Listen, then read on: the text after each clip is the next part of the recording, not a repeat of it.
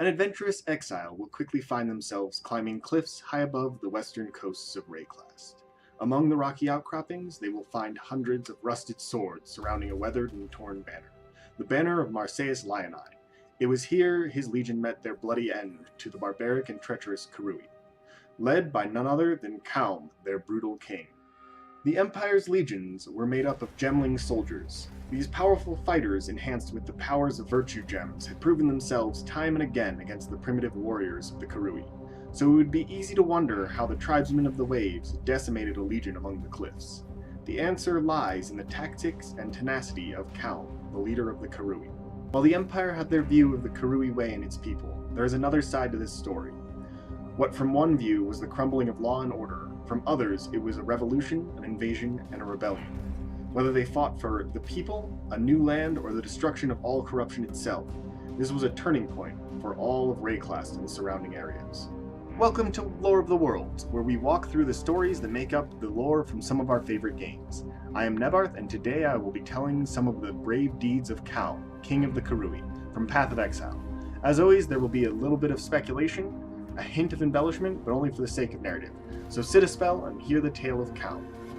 Actually, before we talk about Kaom, I should probably explain what exactly a gemling and a virtue gem are. I'll start with virtue gems as it leads into the other.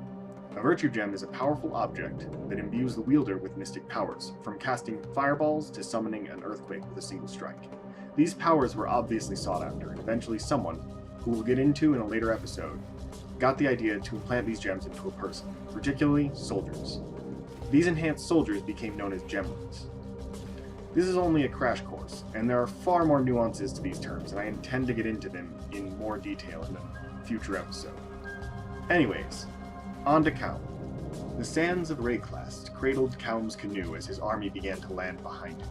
To the north, the screams of Axiom Prison could be heard.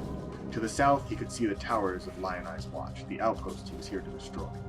He rallied his troops, inspiring them to fight beyond the likes of mortal men, for they fought not only for their nation, but for their pride as Karui. As his men readied, Kaom devised a strategy with which he would entrap the Imperials. Kaom split his force, taking his warriors to meet with their foes, while leaving the women under Hiri's command to lay in wait. The main host of warriors met with the legion entrenched at Lioni's Watch. They crept closer, hoping to take the camp by surprise after withering their numbers. A blazing arrow felled one of them loosed from Marseilles Lioni's bow, giving away their position. With a grim smirk, Lioni's gaze met with Kaom's, and the gem implanted in his left eye socket glimmered. Kaom saw this man, and his blood boiled. Marseilles Lioni, a known slaver, praised and honored by the Empire for his deeds. A battle cry rose, and the Karui army crashed against the walls like waves, axes splintering the palisades. A torrent of arrows rained down on the warriors, and their line shrank as a tide pulled out to sea. Seeing their clear advantage, Lioni called for a charge. Warriors left behind their heavy shields to pursue their fleeing foe. As the Karui scrambled away, Kaom noticed the legion had abandoned their shields, just as he planned. The Karui led them into the cliffs near Axiom Prison, where they reunited with Hiri's force, who were lying in wait.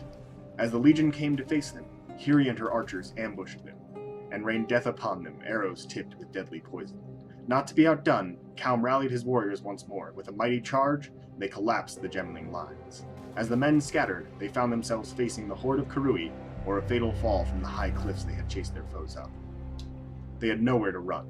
Kaom hunted Lioni through the sea of fighting men, and with a mighty swing of his axe, took his head.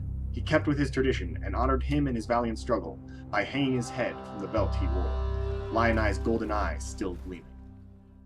The king had expanded his empire, but little did he know his struggles had only begun.